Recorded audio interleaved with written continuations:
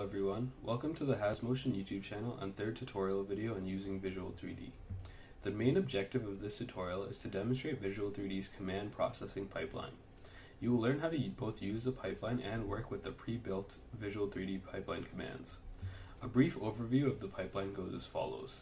The command processing pipeline allows users to access the core of Visual 3D's functionality by providing a command line interface into all of Visual 3D's functions. The pipeline is typically used to automate processing steps, which is useful for multiple repeated tasks.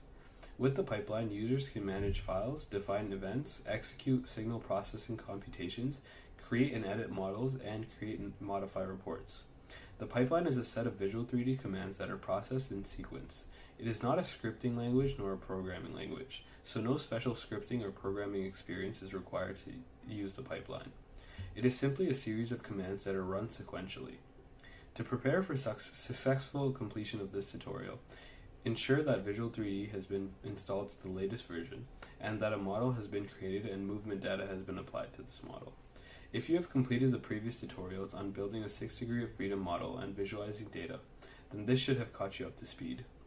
Alternatively, you may download the file available at the link named tutorial2.cmz containing the results from that previous tutorial, which can be used as a starting point in this one.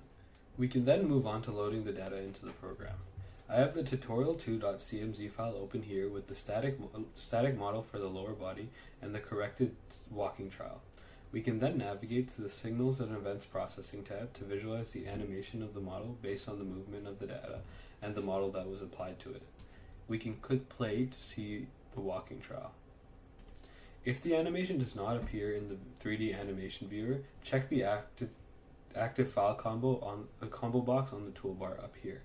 It should read corrected walking trial 1.c3d rather than all files. There are many viewing options to be explored for the animation viewer available under the View menu. You may choose to play around with these options to see the effects that they have. Now we can go through an overview of the command menu. This can be opened by either clicking on the pipeline icon on the toolbar or selecting Workshop from the pipeline menu on the upper toolbar. We can go ahead and select this. These methods will both prompt the pipeline workshop to open, which is this dialog box here. In order to familiarize yourself, you must know that the commands are located on the left column and organized into many different folders.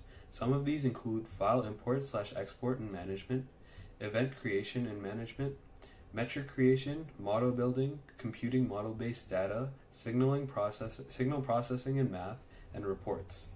If you want to move a specific command over to the main pipeline to use in your data, you can do this by selecting the add or double arrow button.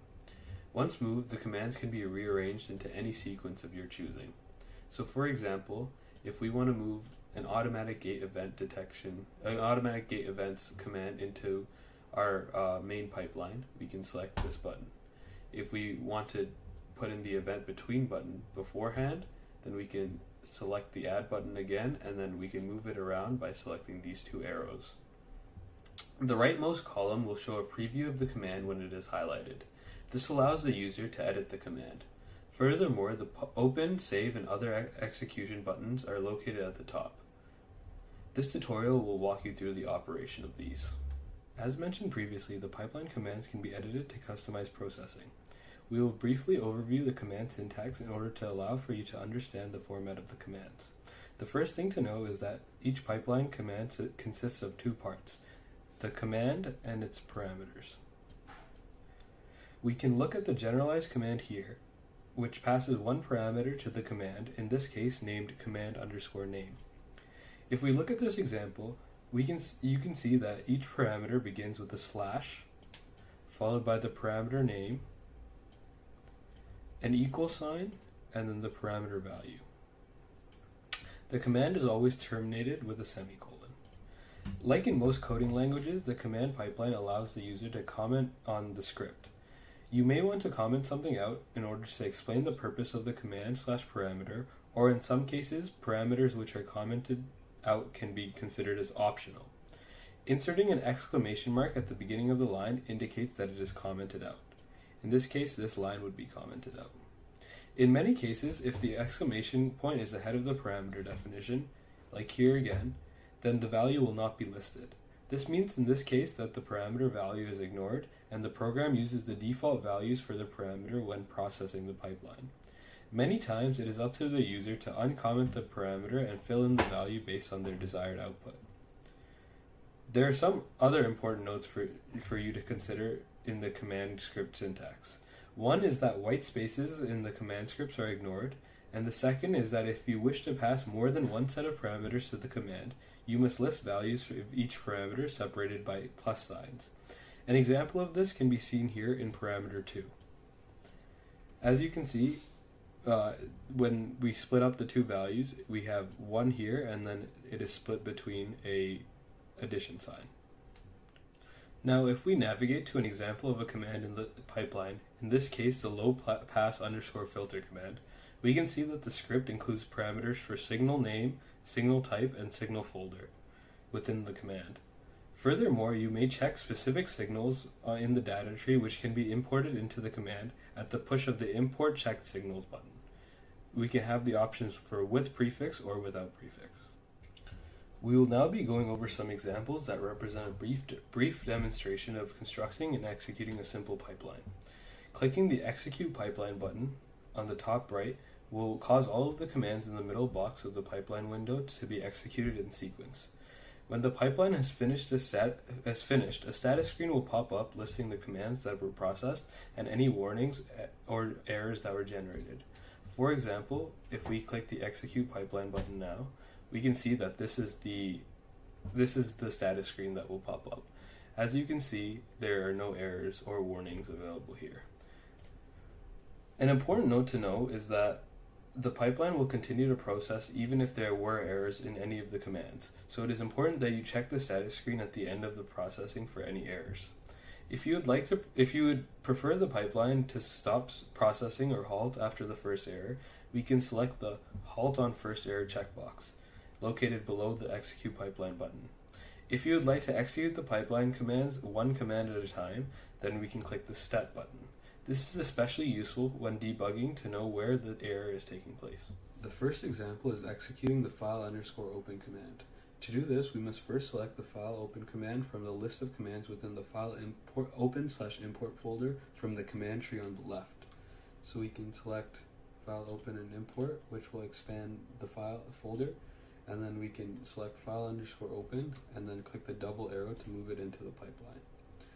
We can note that the default value for the file name here, this parameter is blank, and in addition the parameter is commented out by default with the leading exclamation mark, which means it will be ignored anyway. Either way, the result is that the user will be prompted to select a file when the pipeline is executing. The other parameters can be ignored for now. Then we can select Execute Pipeline. This will prompt the Open Movement File dialog to appear. You can now browse and select the C3D file of your choice. In my case, I will be opening the C3D file from the walking trial of the first Visual 3D tutorial of building the 6th degree of freedom model. Then we can click Open.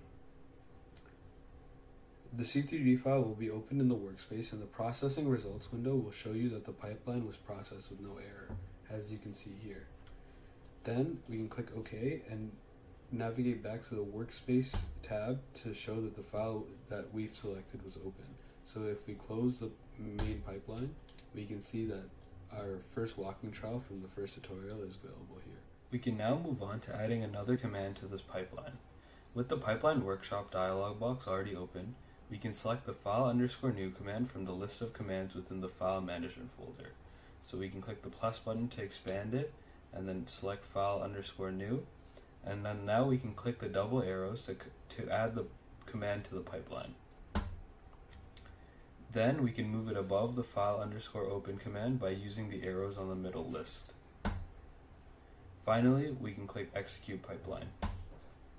The Open Movement Files dialog will appear again, where we must choose a file that is different from the one previously opened. In this case, I will select mytutorial1 underscore final, which will open the workspace from the end of the first tutorial. We can click Open.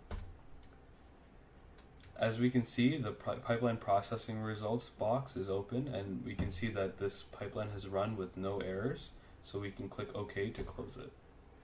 Now we can also close the pipeline workshop and then navigate to the workspaces tab, where we can see that mytutorial1_final.cmz is open in our workspace, and the previously open tutorial2.cmz is closed. This is an example that shows the streamlined process of closing a currently open file and opening a new one into Visual 3D using the command pipeline. Again, I have the tutorial2.cmz file open rather than the one loaded in the previous example. Next, we will talk about file selection in terms of which files the pipeline will affect. This is important because in Visual 3D, many files can be opened simultaneously. As mentioned in earlier tutorials, there is a file selection combo box at the top of the Visual 3D user interface in the upper right corner here. Pipeline commands usually process the active files. For example, the files which are selected in the combo box on the Visual 3D toolbar or designated in a command parameter.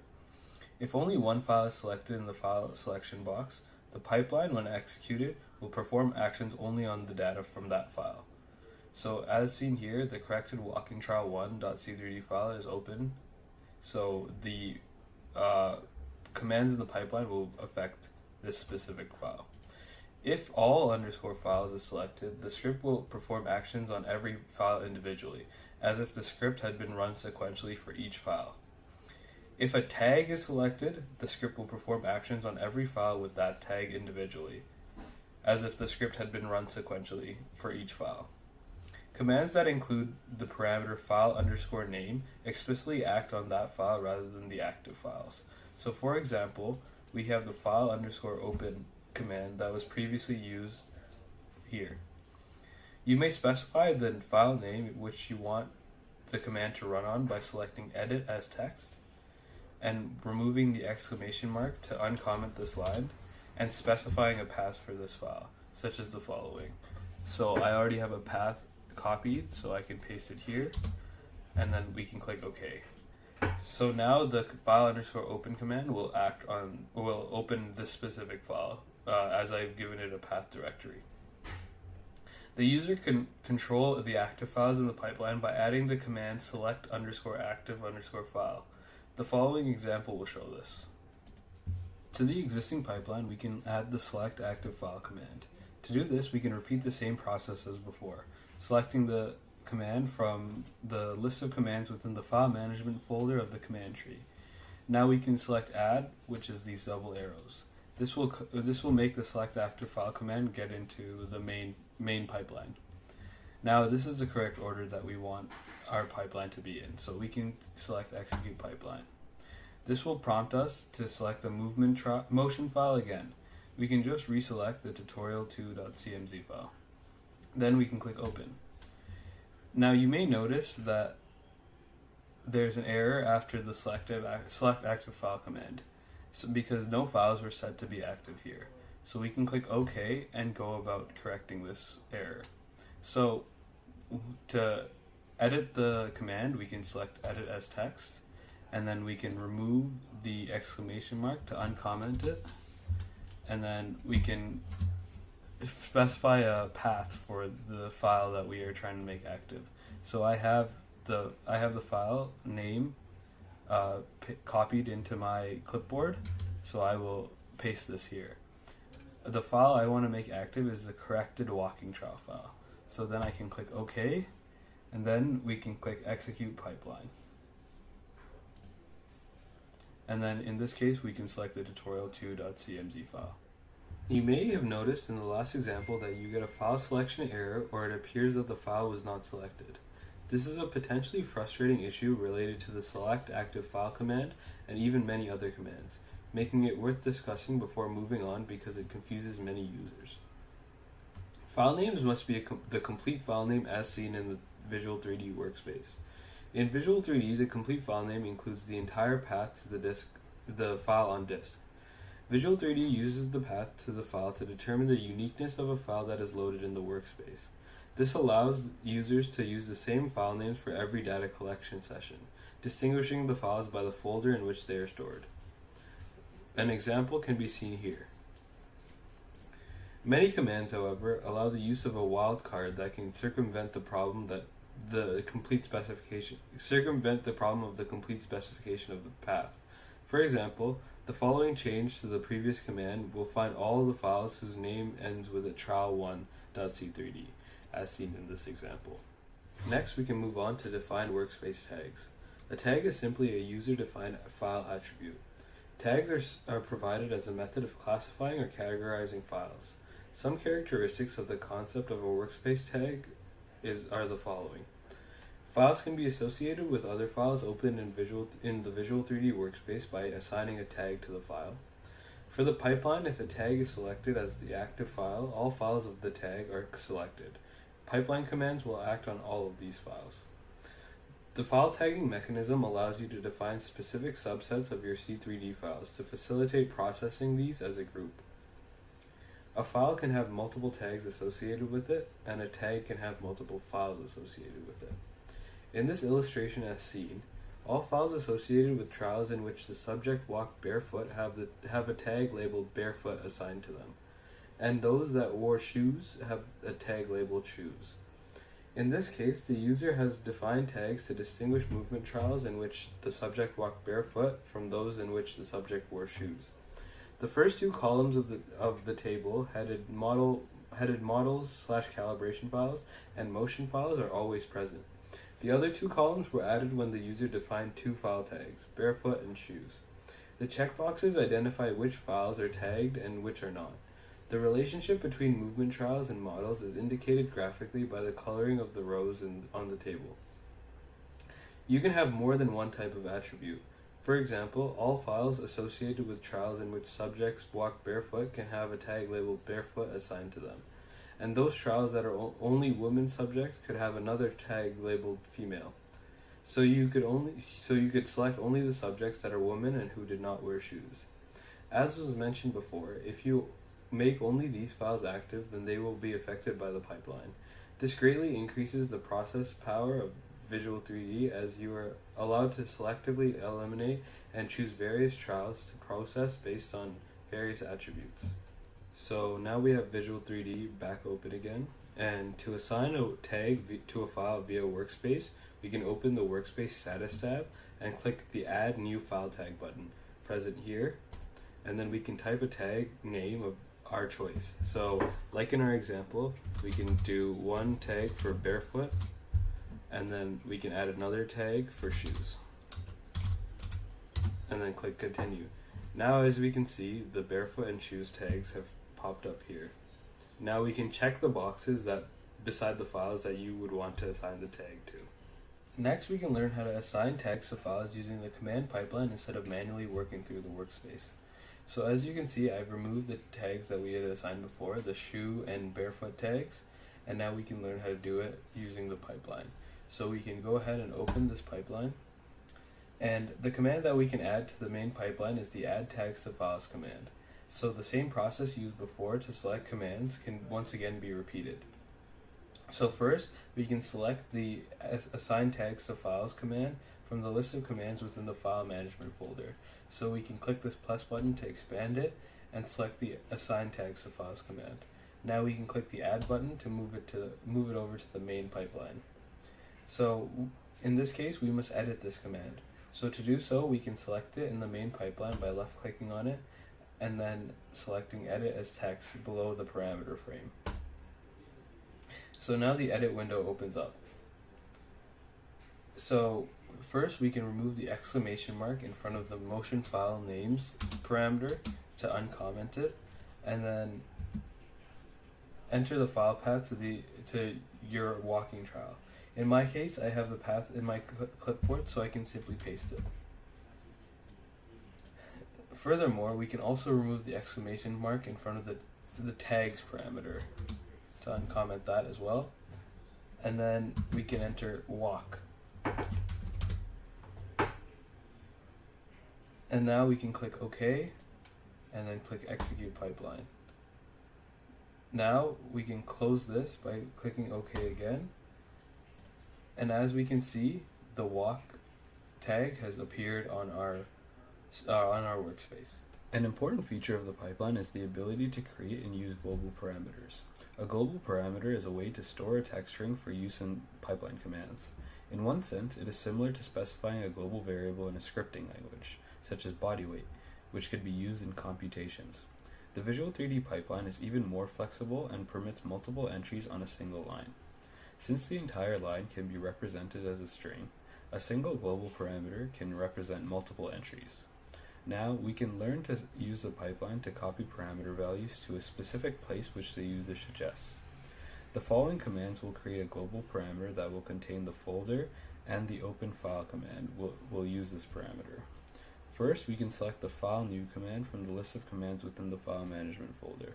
So we can navigate to the file management folder and then select file new and move it over to the main pipeline using the add button. Next, we can select the set pipeline parameter to folder path command from the list of commands within the pipeline control folder. So we navigate to the pipeline control folder here, expand it, and then select set pipeline parameter to folder path. Now we can move this over using the add button as well. Now this command will need to be edited, so we can left click it within the main pipeline and then select edit as text. Now within the edit dialog box, we can fill in the parameter name as folder and then remove the exclamation mark from the second line for parameter value so that it will be uncommented. Now we can delete the Visual 3D default data folder and replace it with the file path in which you wish to save your tutorials. So in this case, I already have my file path copied onto my clipboard, so I can simply press Ctrl V to paste it in. Another note is that we have to make sure that there's a trailing slash after the path statement, otherwise the script will not execute properly. So I can put in a trailing slash like that. Moving on, we can press OK to save this, and we can select the file open command from the list of commands within the file open/import folder. So we can navigate to this folder here and then select the file open command and move it over as well. This command will also need to be edited, so we can select edit as text. So we need to remove the leading exclamation mark from the file name here to uncomment it, and then we can fill it in as : folder ampersand star .c3d, and then we can press OK to save this as well. A note is that to use a global parameter in another command, the parameter name should be preceded by 2 colons. Now we can select execute pipeline. We can now move on to signal processing using the command pipeline. Signal and event processing will be covered in much greater detail in the next tutorial, but we begin looking at it now as much of it is done by or relates to the pipeline. For example, a very common process in preparing motion capture data for analysis is to interpolate any missing frames of the data, then smoothing the resulting signal. The next example demonstrates how to accomplish these steps using the pipeline. For this example, you will need to graph the original X signal component of LAS before and after the example so that you can compare the original data to the revised data. To go about doing this, the first step is to make sure you are on the Event and Signal Processing tab, which we are.